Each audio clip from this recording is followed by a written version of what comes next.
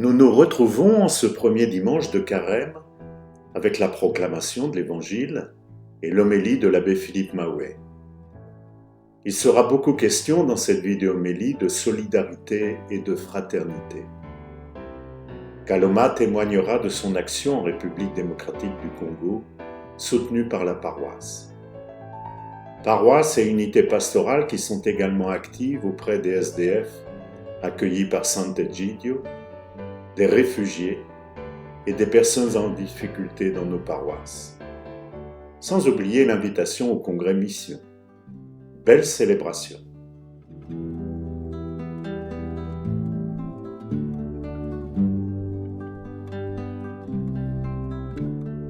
Bonjour.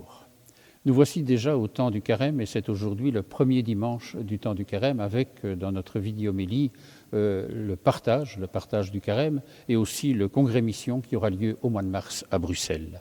Mais voici l'évangile de Jésus-Christ selon saint Luc. En ce temps-là, après son baptême, Jésus, rempli d'Esprit Saint, quitta les bords du Jourdain. Dans l'Esprit, il fut conduit à travers le désert, où pendant 40 jours, il fut tenté par le diable. Il ne mangea rien durant ces jours-là, et quand ce temps fut écoulé, il eut faim. Le diable lui dit alors, « Si tu es le Fils de Dieu, ordonne à cette pierre de devenir du pain. » Jésus répondit, « Il est écrit, l'homme ne vit pas seulement de pain. » Alors le diable l'emmena plus haut, et lui montra en un instant tous les royaumes de la terre. Il lui dit, « Je te donnerai tout ce pouvoir et la gloire de ces royaumes, car cela m'a été remis, et je le donne à qui je veux. Toi donc, si tu te prosternes devant moi, tu auras tout cela. » Jésus lui répondit, « Il est écrit, c'est devant le Seigneur ton Dieu que tu te prosterneras. À lui seul tu rendras un culte. » Puis le diable le conduisit à Jérusalem, il le plaça au sommet du temple et lui dit, « Si tu es le Fils de Dieu, jette-toi d'ici en bas, car il est écrit, il donnera pour toi à ses anges l'ordre de te garder. Et encore, ils te porteront sur leurs mains, de peur que ton pied ne heurte une pierre. » Jésus lui fit cette réponse, « Il est écrit, tu ne mettras pas le Seigneur ton Dieu à l'épreuve. » Et ayant ainsi épuisé toutes les formes de tentation, le diable s'éloigna de Jésus jusqu'au moment fixé. Acclamons cette parole de Dieu. Louange à toi, Seigneur Jésus.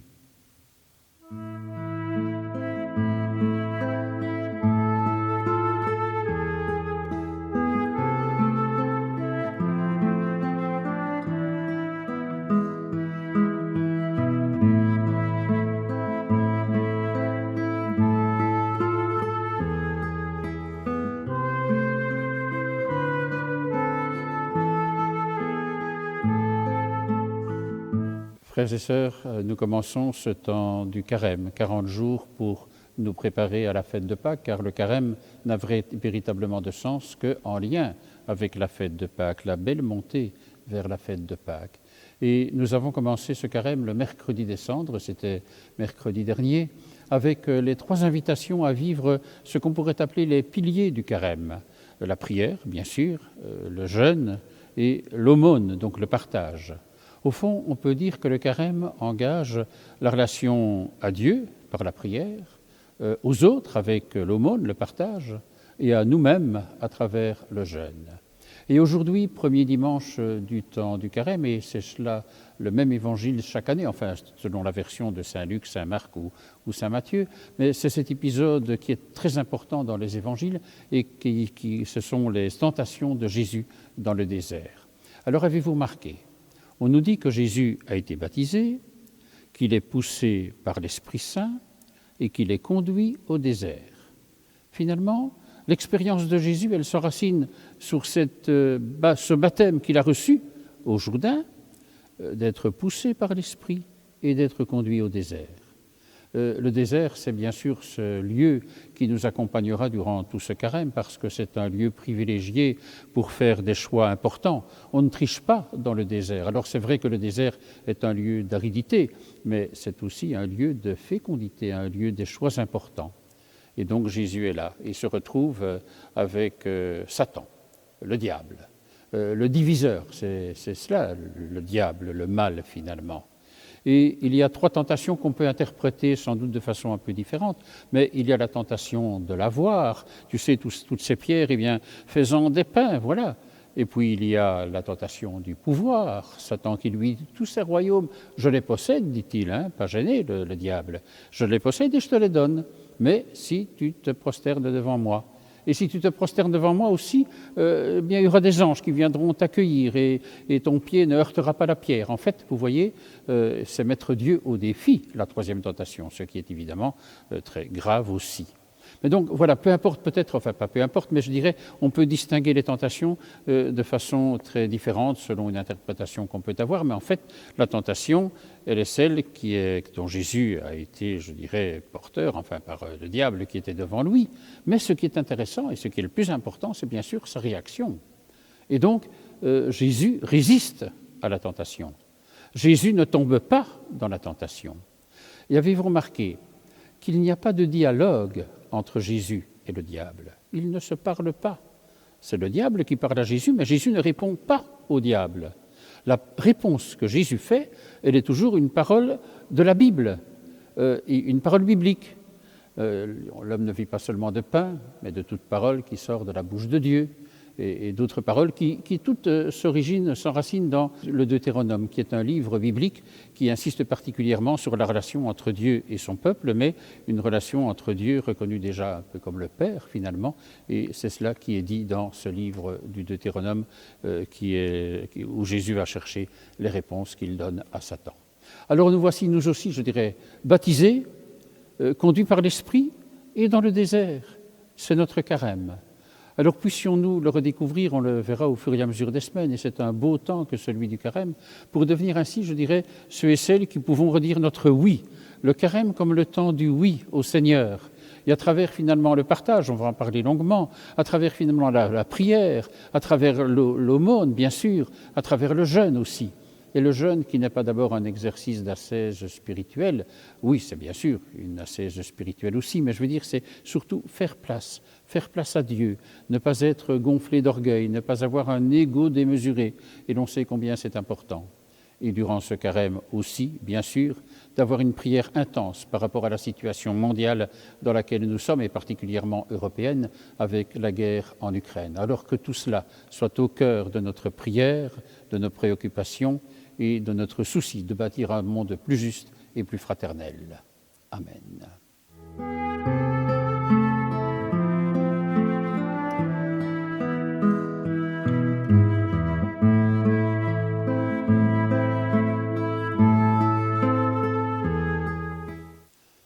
Nous poursuivons avec 2 séquences, un témoignage et un reportage. Le témoignage, c'est celui de Kaloma, nous la connaissons bien, dans la paroisse Saint-Alix.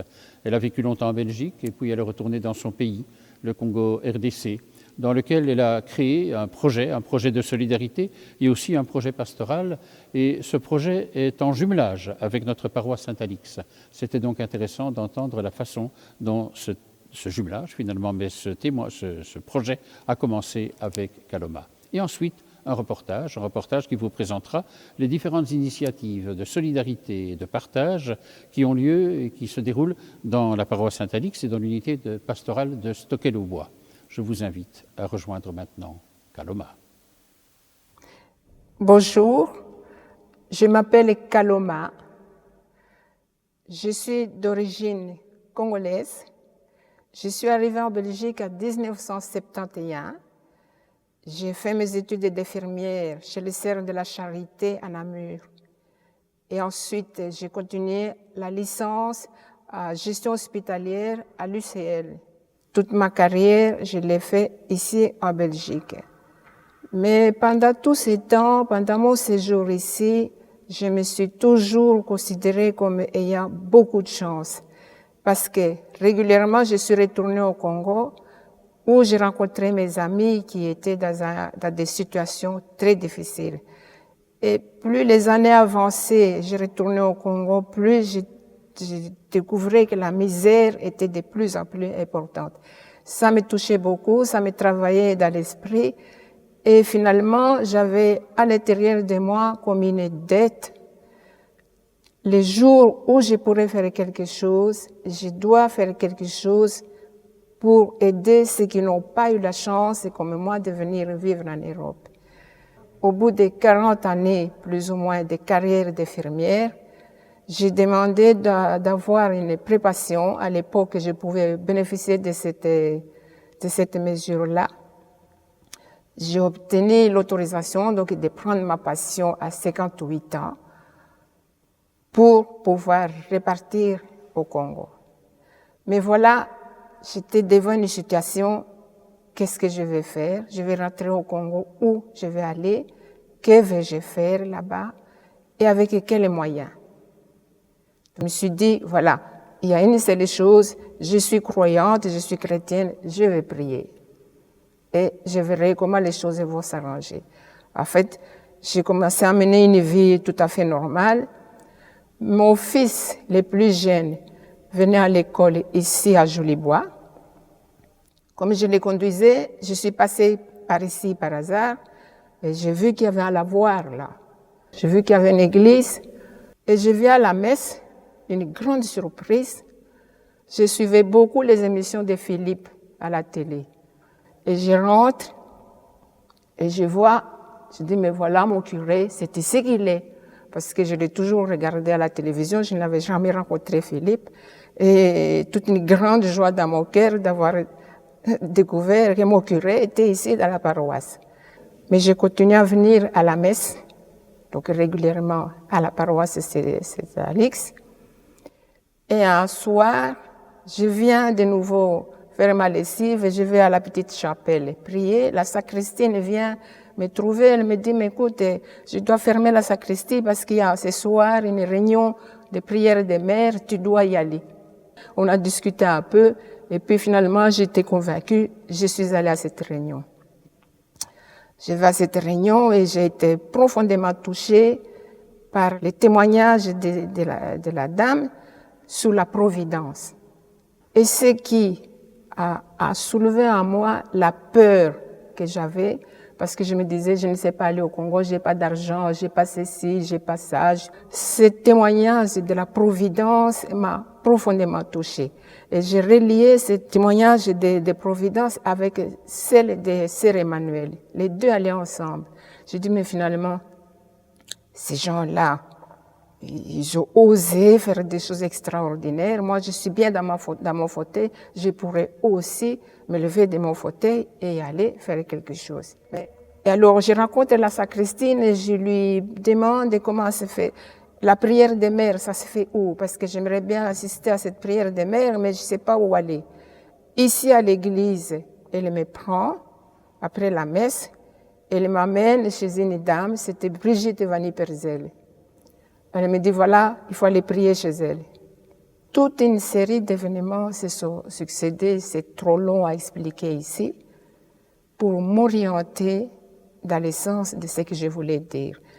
En résumé, j'ai rencontré Brigitte et Jacques, à qui j'ai expliqué mon désir de pouvoir retourner au Congo, mais eux, ils avaient l'expérience déjà de travail dans les pays avant le développement. Ils avaient déjà une expérience de 25 ans, de 30 ans. Et ils m'ont expliqué un petit peu ce qu'il fallait faire. J'ai été soutenue par eux et on a entrepris les contacts, les démarches pour pouvoir commencer à aller au Congo. Alors, je suis allée une première fois et là, on me dit, il faut créer une ONG. Il faut créer une ONG. Moi, je suis infirmière, je connais rien d'administratif et tout ça. Mais voilà, donc la structure était créée, mais il fallait les moyens pour y aller. Je dois avouer que je suis venue beaucoup prier à Saint-Alix. Il y a quelque chose de spécial.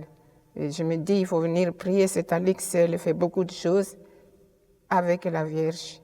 Dans la paroisse, il y a quelque chose. Bon, voilà. Donc, ça m'attirait, c'était la base dans mon travail. Chaque fois, je venais à Saint-Alix. Je suis partie au Congo. Avec les 4 000 €, j'ai acheté un terrain agricole et j'ai eu 40 hectares. Et en plus, le chef du village a proposé de donner 40 hectares en plus pour mettre à la disposition, parce que ce que je voulais, c'était mettre ces terrains à disposition des gens qui n'avaient rien du tout. Et je suis arrivée dans un village où je me suis dit, c'est ici que je dois venir. Parce que il y avait une école complètement délabrée, un hôpital complètement délabré, tout a fait. La population vivait dans une situation épouvantable, sans eau, sans électricité, sans hôpitaux, sans médicaments, sans rien du tout, complètement démunis. Je leur ai dit, écoutez, maintenant ne vous tracassez pas. Je n'ai pas d'argent pour vous aider, mais je rentre à Belgique où j'ai beaucoup d'amis. En rentrant en Belgique, j'ai commencé via Brigitte, il y a toute une organisation à expliquer ce que je voulais faire, ce que j'avais fait au Congo. J'ai parlé plusieurs fois, Philippe m'a permis plusieurs fois de m'exprimer ici à l'église, à expliquer ce que je voulais. Donc il y a eu tout un circuit d'aide partant de la paroisse qui ont été à la base donc des réalisations, ce qu'on a pu faire là-bas. Et un jour, on me téléphone en disant, écoutez, il y a quelqu'un qui a versé 16 000 € sur les comptes. J'avais jamais vu 16 000 €. Le projet a démarré au Congo. On a commencé par réhabiliter les écoles, réhabiliter les centres de santé. On a construit un centre de santé pour mères et enfants pour prendre en charge les femmes et les enfants. Donc les femmes n'avaient pas de consultation prénatale, ils accouchaient par terre, j'ai assisté à un accouchement sans eau, sans rien du tout, c'était épouvantable. On a amélioré toutes ces conditions-là. Et alors l'hôpital fonctionne. Les centres de nutrition pour les enfants, malnutrition, nous avons une centaine d'enfants qui sont arrivés. Dans les centaines d'enfants, il y en avait 90% qui étaient en mauvais état, qui mouraient si on ne faisait rien. 2 jours après, nous avons pu commencer un centre de nutrition pour nourrir tous ces enfants-là. Alors, le projet s'est développé. Nous avons pris en charge des veuves, des familles sans travail, des enfants, des jeunes qui n'ont pas été à l'école, qui sont sans formation, donc nous avons pu les prendre en charge pour les orienter. Et de ces villages-là où nous étions au départ, l'espace est devenu plus petit. Alors, je suis revenue en expliquant que nous avons besoin de plus de terrain. J'ai de nouveau expliqué ici à cette Alex, à l'église. Et il y avait un terrain de 1000 hectares qu'on vendait et il nous fallait ce terrain-là. Le miracle s'est fait de nouveau. Nous avons pu acheter ce terrain de 1000 hectares. Et à partir de là, maintenant, nous avons commencé à créer un village. Donc, il y a tout un village qui est en train de se créer maintenant avec une école, un centre de santé. Et alors, nous développons l'agriculture pour que les gens puissent avoir à manger et ça soit source de revenus parce qu'ils mangent, ils vendent des surplus. Nous avons l'éducation, il y a une école qui a été construite. Il y a 5 classes qui fonctionnent maintenant parce que chaque année, nous créons une classe à plus pour travailler qu'avec les enfants du village. Et alors, ce qui est important dans le centre du village, c'est la chapelle. Nous avons notre lieu de prière, la chapelle qui a été construite il y a 2 ans, 3 ans maintenant. Et chaque dimanche, nous avons environ 200 personnes qui viennent à la messe. Et tous les jours, nous avons un culte le matin. Ça, c'est fort important parce que c'est les points de rencontre de la semaine où tout le monde se retrouve les dimanches au partage la messe et au partage la vie du village et les événements qui se sont passés pendant une semaine. Un immense merci à tous les paroissiens de cette Alix, à tous ceux qui soutiennent les projets et qui suivent de près les projets. Je vous invite tous à passer quelques jours au Congo. À bientôt. Donne la paix à ton frère.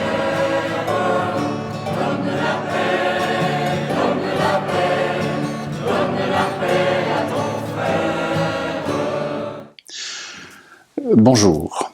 Le carême est par excellence le temps de la solidarité. C'est un moment privilégié pour vivre l'entraide, la fraternité. Et c'est ce que nous voudrions faire au cours de cette vidéomélie.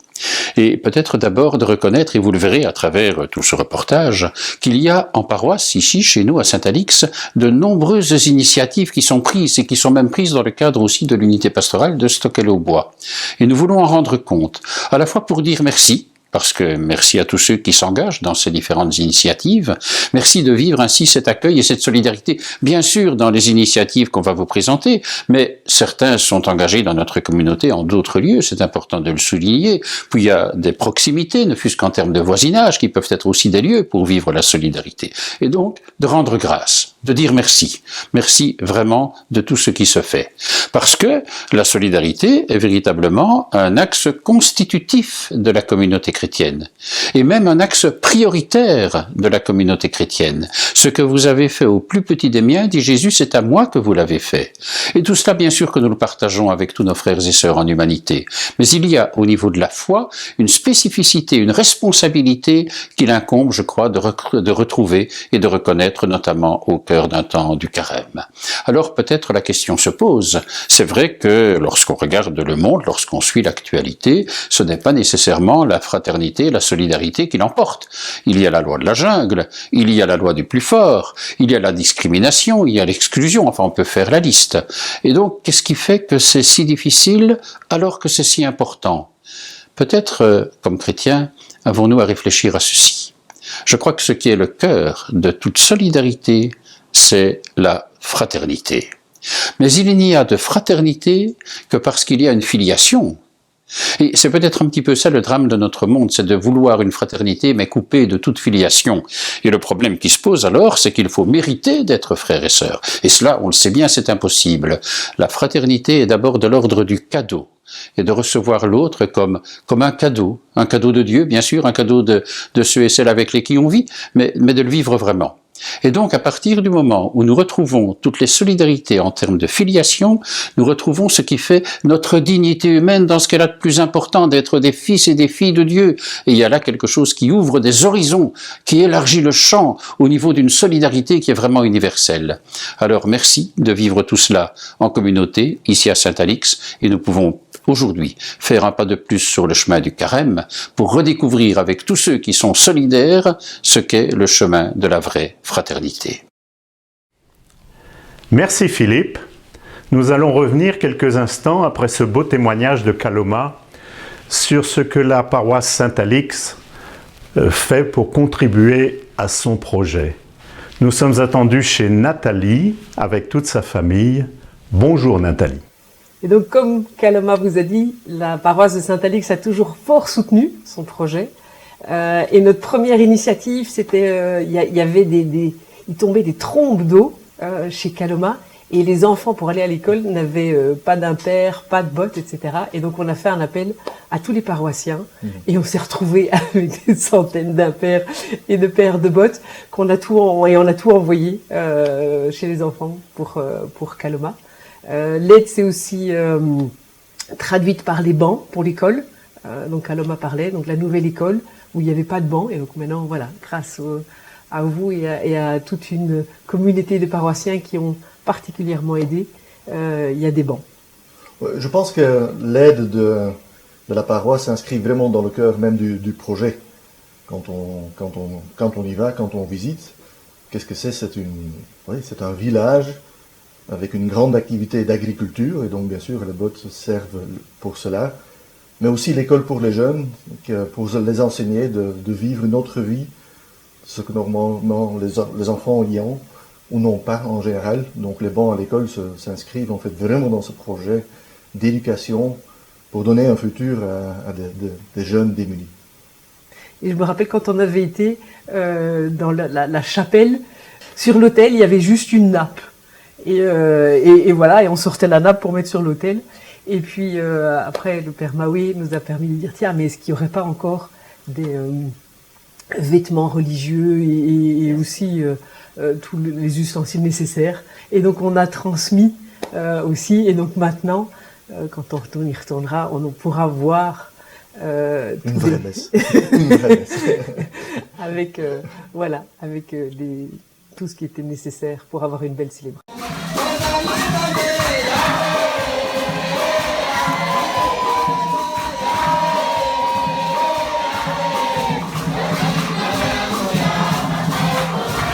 Alors nous avons visité le projet de Kaloma pour la première fois il y a 4 ans. Et nous, je crois comme enfants, ce qui nous a le plus touché, c'était le contact avec les enfants que nous avons eu là sur place. On a pu jouer au football avec eux, on a enterré des arbres, on a surtout de voir leur joie de vivre tous les jours à la messe. Et alors ils venaient toquer à la porte le matin très tôt parce qu'ils voulaient jouer avec nous. On a aussi été chercher de l'eau sur place dans la source. Donc c'est tous ces bons moments-là qu'on a vécu avec eux qui nous sont vraiment très importants pour nous et qu'on a pu avoir cette expérience. C'est vraiment une grande chance et de pouvoir partager ces moments avec Kaloma et tout le beau projet qu'elle a mis en place. Je crois qu'on est tous les deux très reconnaissantes qu'on ait une chance comme ça de pouvoir partager ces moments. Et on a la joie d'y aller de nouveau à Pâques cette année.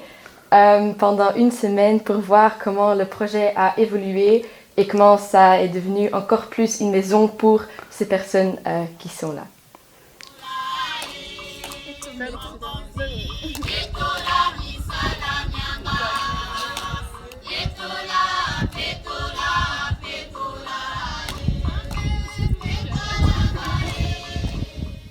Alors voilà, c'est une grande joie de connaître Kaloma. C'est une personne très profonde, très priante. Et visiblement, elle a eu, comme a eu Sœur Emmanuel, un appel. Elle a vraiment eu un appel à faire quelque chose pour son pays d'origine. Et elle a répondu à cet appel d'une façon positive, très courageuse, très intelligente, en ayant toujours à cœur d'aider les plus démunis, les plus pauvres, les plus ignorants. Elle fait un travail magnifique. Et nous avons été heureux, Jacques et moi, de pouvoir être associés à cette œuvre magnifique qu'elle fait au Congo. Alors on pourrait dire aussi que ça s'est inscrit dans une histoire de contact avec le tiers-monde. Sainte Thérèse de l'Enfant Jésus nous a fait rencontrer des amis aux Philippines, il y a déjà une trentaine d'années, 40 années, avec lesquels nous sommes toujours en contact et que nous avons été visités sur place et créer un lien très, très durable et profond. Et avec Kaloma, c'est aussi le cas.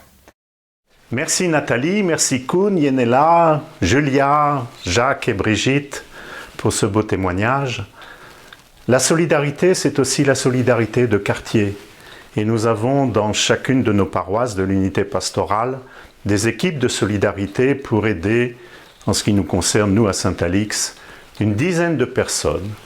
Et nous allons écouter Frédéric, Marie-Paul et Fabienne nous parler de ce qui fait l'écoute de ces familles et comment cette écoute se traduit en actions concrètes.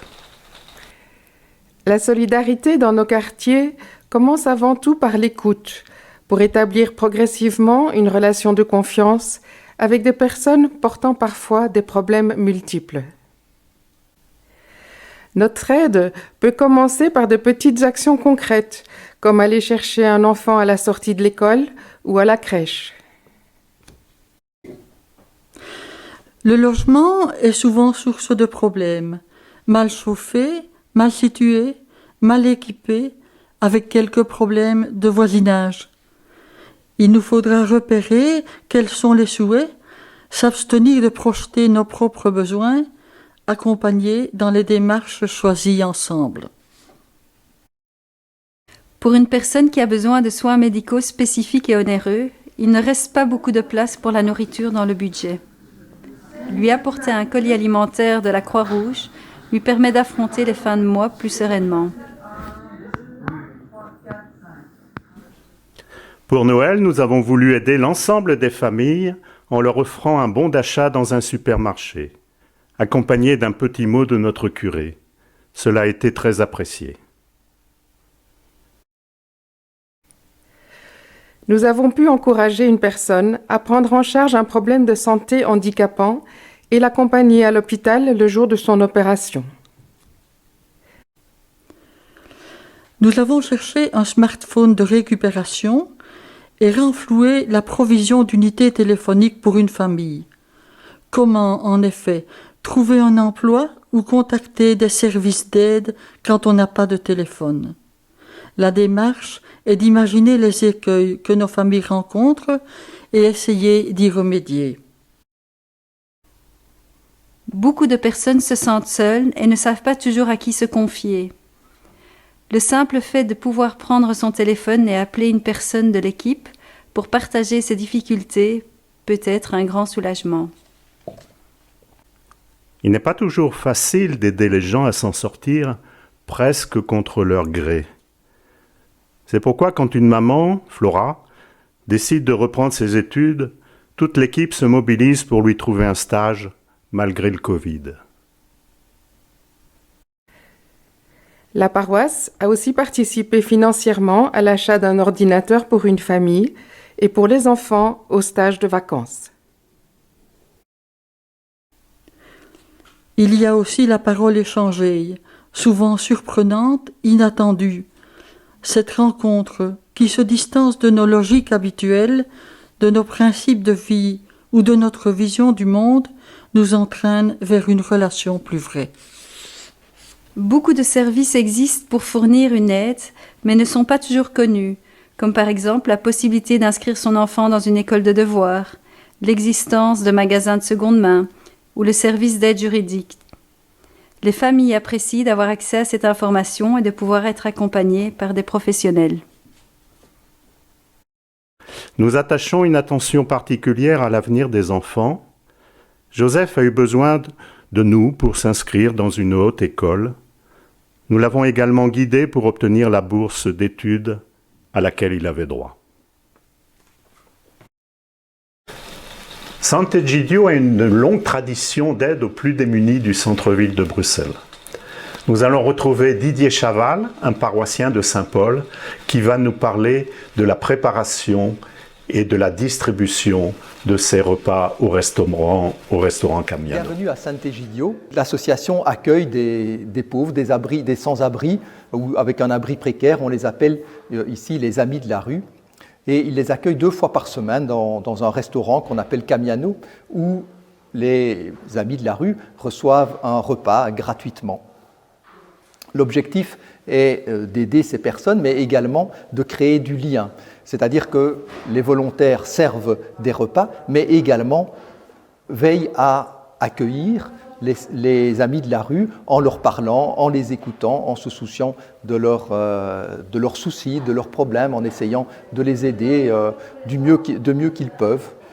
Alors, Sant'Egidio, nous avons émis le souhait dans la communauté de Stockel-au-Bois d'avoir un lien avec cette association et nous avons mis en place, malheureusement, le Covid est intervenu et nous avons été stoppés dans notre projet, mais nous avons voulu lier notre paroisse, qu'il est déjà, avec des tricots qui sont fabriqués.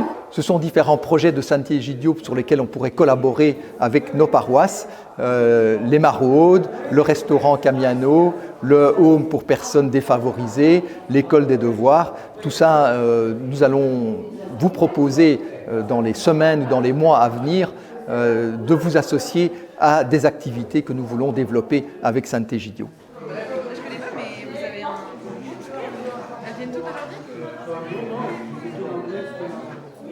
Bonjour, je m'appelle Hassan et je viens régulièrement manger à Sant'Egidio et j'aime beaucoup cette communauté parce que ça me permet de rencontrer d'autres personnes. J'apprécie énormément l'équipe de bénévoles qui s'occupe de Sant'Egidio et du restaurant ici. Et je suis de culture musulmane, mais depuis que j'ai pris le repas de Noël avec Sant'Egidio, j'essaye de participer régulièrement aux prières, le lundi et le jeudi. Et quand je le peux, j'aime participer aussi à la messe. parce que je trouve qu'on n'a pas seulement besoin de nourriture, mais qu'on a aussi besoin de spiritualité. Bonjour, je m'appelle Nourdine Atbir. Je suis ici, je fréquente la fondation de la Saint-Egidio depuis des années et je fréquente cet ASBL afin de manger, retrouver l'ambiance et la chaleur humaine que j'ai besoin souvent, autant qu'une personne sans abri qui vit en difficulté. Et j'avoue que les membres de la Fondation Saint-Egidio, ils sont des serviteurs de Dieu. Ils sont des serviteurs de Dieu. Ils prennent soin de nous en tant que personnes en difficulté. On va faire la fille, bien. Je t'en prie, c'est chez jeune fille. Alors, bienvenue à Camiano. Je vous remercie de votre intérêt. Moi, c'est Tim, je suis le responsable du restaurant pour les sans-abri où 2 fois par semaine, on prépare des repas chauds. La fête de Noël est encore fraîchement dans nos têtes. Les visages heureux, les beaux cadeaux, le très bon repas. Et donc, que finalement, cette année, on a pu de nouveau fêter à l'intérieur de l'église, assis à table, au moins pour une grande partie des gens, et qui ont découvert dans leurs cadeaux, entre autres, des beaux tricots, de bonnets, d'écharpes qui ont trouvé leurs racines à Saint-Alix. Et donc voilà, je pense qu'il y a une amitié réciproque. Je remercie tous nos amis des paroisses, des différentes paroisses, Saint-Alix et les entourages, pour leur intérêt dans notre travail. Et je pense que c'est très important aussi pour les gens qui viennent ici manger, les 100 personnes à la fois, 200 repas par semaine, de savoir qu'il y a un intérêt.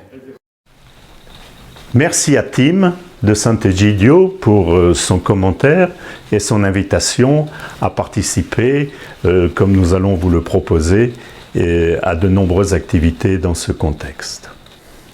L'unité pastorale accueille également, depuis 6 ans, 11 familles de réfugiés syriens avec une belle équipe de bénévoles. Nous allons nous rendre maintenant chez la famille qui est arrivée la dernière et qui est logée à la Fraternité Nazareth grâce à Thérèse Stop, qui a là dans cette fraternité une belle communauté priante avec la catéchèse des enfants.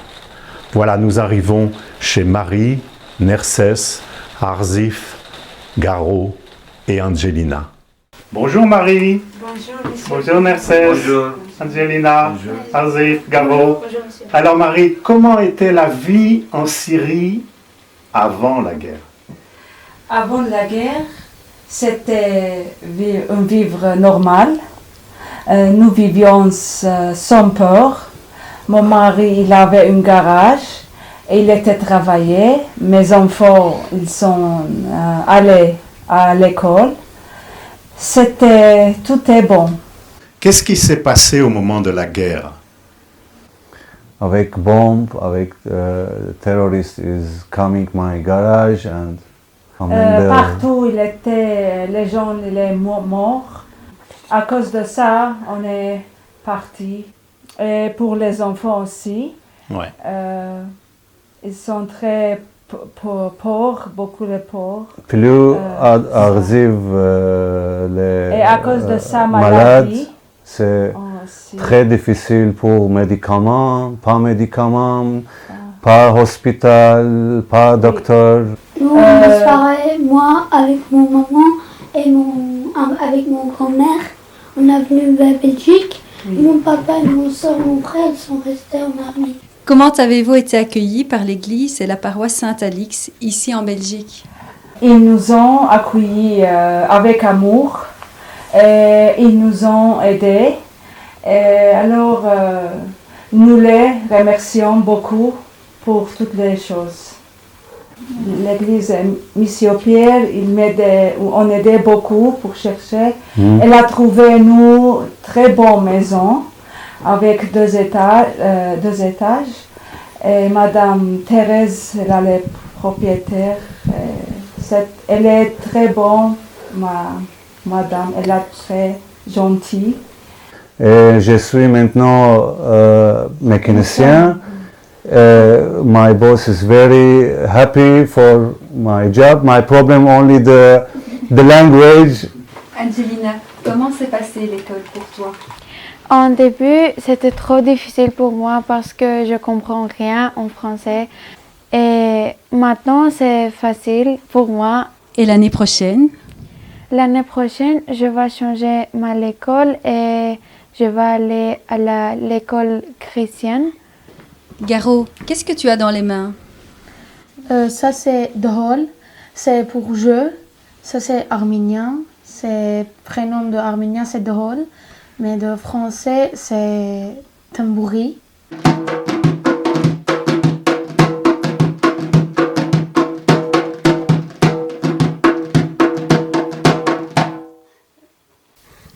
Arzif, est-ce que tu es heureux de vivre ici en Belgique? Oui, parce que j'ai un malade spécial, on appelle un muco. Et en Arménie, c'est parfois que j'arrive pas à être bien en Arménie. Et en Belgique, c'est le meilleur pour moi. J'ai jamais imaginé que quelqu'un peut aider pour le muco comme ça. Madame Fabienne, qu'est-ce qui t'a amené, toi, à vouloir t'occuper comme ça dans notre unité pastorale de famille de réfugiés? Quand on m'a proposé, quand Pierre a proposé de devenir marraine, j'ai trouvé que c'était une chouette façon de rendre tout ce que j'ai reçu pendant mes nombreux voyages là-bas. Et qu'est-ce que cela t'a apporté à toi de rencontrer cette belle famille? Alors, énormément de choses. D'abord, c'est un très beau contact, un très bel échange. Et je pense aussi qu'on a beaucoup de choses à apprendre. Et est-ce que tu as été aidé dans cette approche vis-à-vis de cette famille syrienne? Alors, une des raisons pour laquelle j'ai accepté d'être marraine, c'est effectivement parce que il y a toute une structure, il y a toute une équipe qui était prête à m'aider.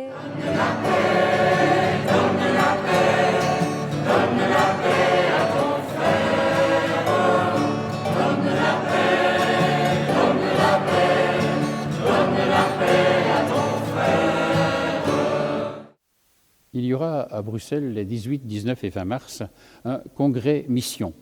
Un congrès mission lié à l'évangélisation. Et notamment, il y aura durant ce congrès une célébration présidée par le cardinal de Kessel. Ce sera le samedi matin avec d'autres évêques de Belgique. Mais nous avons rencontré Annoncia de Dotrep, qui en est la responsable.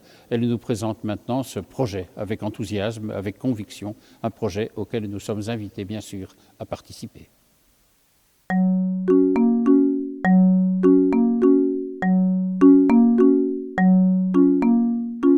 Bonjour à tous, je prends la parole aujourd'hui pour vous annoncer le congrès mission qui se tiendra à la basilique de Koekelberg les 18, 19 et 20 mars prochains.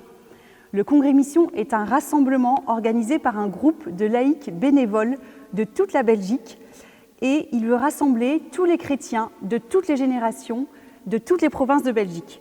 Le congrès mission a 3 objectifs principaux.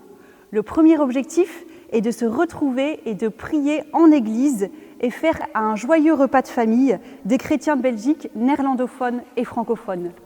Le deuxième objectif est de se poser la question suivante: comment partager et faire vivre notre foi dans la société actuelle? Il y aura des tables rondes de réflexion, des ateliers où des communautés, des mouvements et des paroisses viendront partager leurs initiatives concrètes prêtes à être reproduites. Et enfin, le troisième objectif, et c'est bien là l'essentiel, le congrès mission a pour but de prier et de se rassembler autour de grandes veillées et de messes avec nos évêques qui seront présents pour vivre ensemble des moments de foi et d'espérance et prier pour tous nos contemporains qui souffrent.